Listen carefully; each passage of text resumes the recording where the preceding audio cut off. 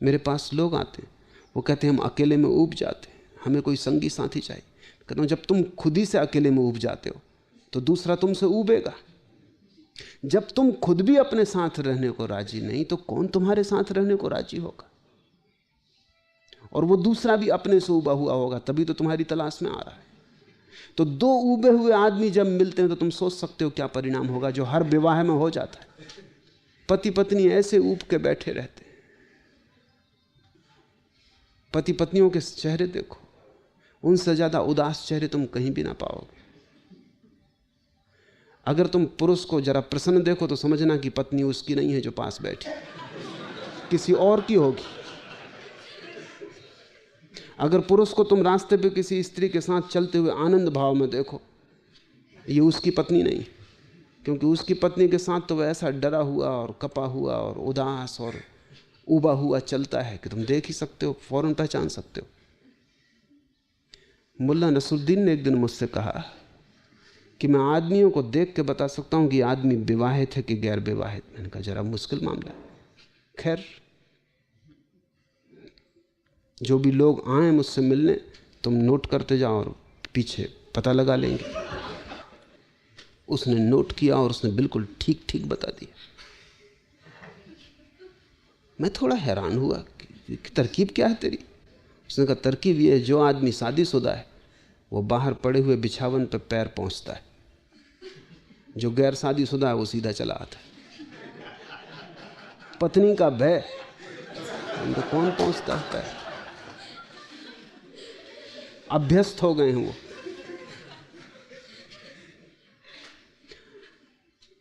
जीवन तुम्हारे भीतर से बाहर की तरफ जाएगा, बाहर से भीतर की तरफ नहीं आता। तुमने अगर अपने को प्रेम किया है तो तुम पाओगे बहुत लोग तुम्हें प्रेम करेंगे।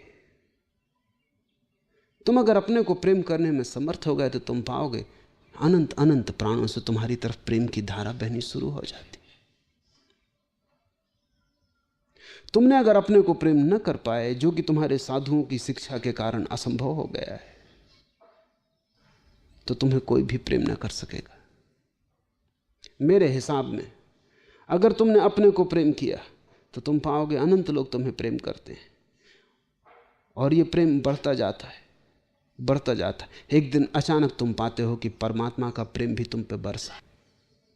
तुम योग्य होते जाते हो, तुम इतने योग्य होते जाते हो, तुम अपने आप में इतने पूरे होते जाते हो कि वही प्रेम की पूर्णता एक दिन तुम्हारे ऊपर परमात्मा की वर्षा बनेगी। परमात्मा को खोजने तुम जाओगे कहां? उसका कोई पता ठिकाना नहीं।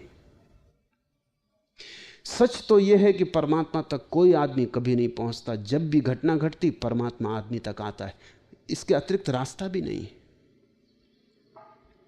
जिस दिन तुम योग्य हो और तुम अपने प्रेम से इतने परिपूर्ण हो और तुम इतने तृप्त हो अपने प्रेम से, तुम्हारे जीवन में कोई शिकायत नहीं है, कोई भिक्षा की इच्छा नहीं रही। अब तुम सम्राट हो गए हो, तुम आनंदित हो, जो तुम्हें मिला है बहुत है।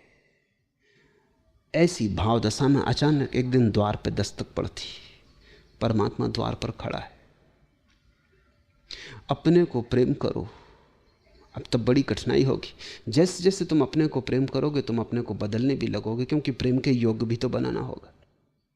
एक बार तुम्हें यह ख्याल आ जाएगा अपने को प्रेम करना है तो तुम्हें बहुत सी क्षुद्रताएं दिखाई पड़ने लगेंगी जो कि प्रेम ना करने देंगी। उन क्षुद्रताओं को तुम्हें छोड़ देना होगा, वो तुम्हारी समझ से छूट जाएंगी। अगर तुम्हें अपने को प्रेम करना है तो प्रेम पात्र के योग्य भी तो बनना होगा। तब तुम पाओगे कि बहुत सी क्षुद्रताएं असंभव हो गई, क्योंकि कैसे तुम कर सकते हो वे क्षुद्रताएं? अगर करोगे तो निंदा शुरू हो जाती। अगर तुमने जरा सी बात में क्रोध किया तो तुम खुद आत्मनिंदित हो जाओगे कि ये क्या क्षुद्रता है, ये क्या उथलापन है।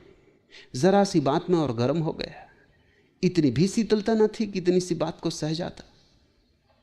तुम अचानक पाओगे कि अगर अपने को प्रेम करना है तो क्रोध धीरे धीरे छूटेगा।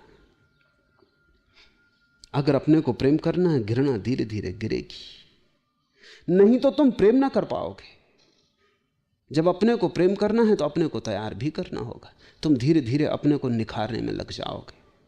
अब तक तुमने दूसरों के लिए अपने को तैयार किया था तो तुम बाहर से सजाते थे, अच्छे वस्त्र पहनते थे, गंध छिड़कते थे, फूल बालों में खोस लेते थे, रंग रोगन कर लेते थे, बाहर से अपने को सजा संवार के जाते थे। जब तुम अपने को प्रेम करोगे तो बाहर की सजावट तो काम ना आएगी, क्योंकि तुम तो भीतर हो। और तुम कितना ही रंग ऊपर पोत लो चेहरे के, तुम्हें तो अपना असली चेहरा पता ही नहीं। जब तुम अपने को प्रेम करोगे तो तुम्हें भीतर सजाना पड़ेगा, भीतर का श्रृंगार शुरू होगा, और भीतर का श्रृंगार ही साधना है।